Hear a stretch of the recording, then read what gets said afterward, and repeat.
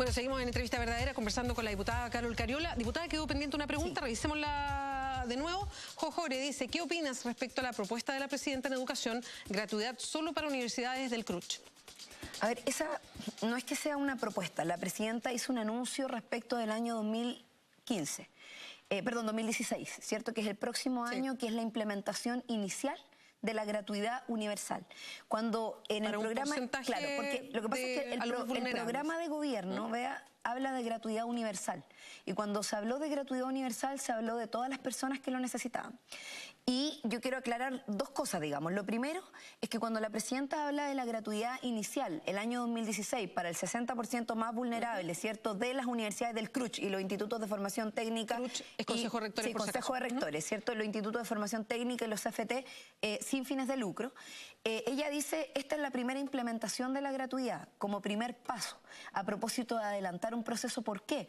Porque la gratuidad de la educación se tiene que dar por la vía de un proyecto de ley. Proyecto de ley que lo más probable es que durante el próximo año esté recién en tramitación. ¿Por qué? Porque mientras ahora estamos con carrera docente, después va a ingresar nueva educación pública y después va a ingresar gratuidad de la educación superior. Para poder aplicar ese proyecto tiene que haber una discusión.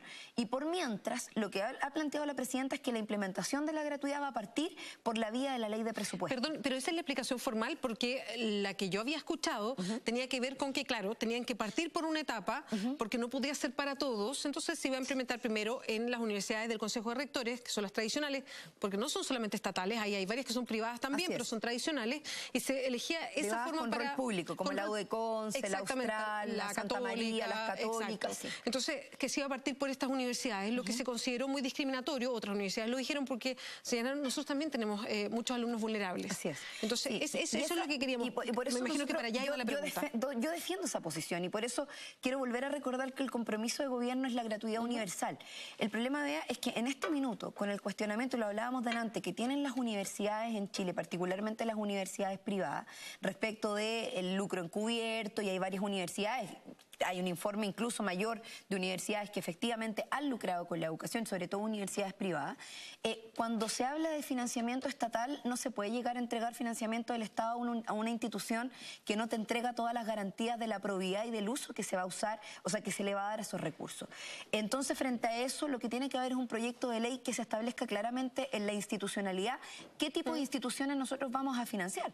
Porque una cosa es financiar por la vía de becas y otra cosa es financiar la gratuidad. Diputada, entendiendo el argumento, ¿pero a usted le parece justo haber partido de esa manera? ¿Era lo apropiado?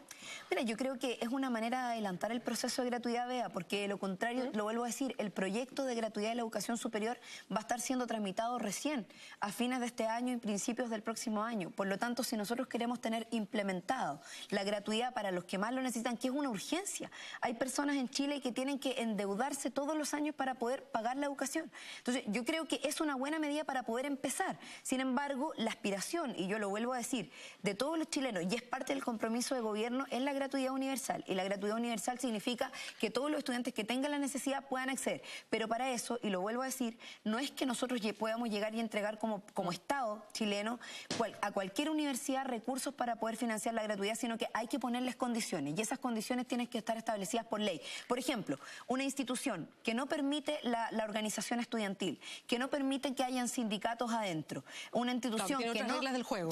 Por ejemplo, las universidades del CRUCH tienen encima la Contraloría. Por lo menos nos dan garantías hoy día, así tal y como están, por la vía de la ley de presupuesto, de poder entregarle mayor financiamiento basal para poder cubrir los gastos mínimos de lo que significa la gratuidad. Sin embargo, una universidad privada, mientras no exista esa regulación, el Estado no puede llegar y repartir recursos. Entonces también ahí hay un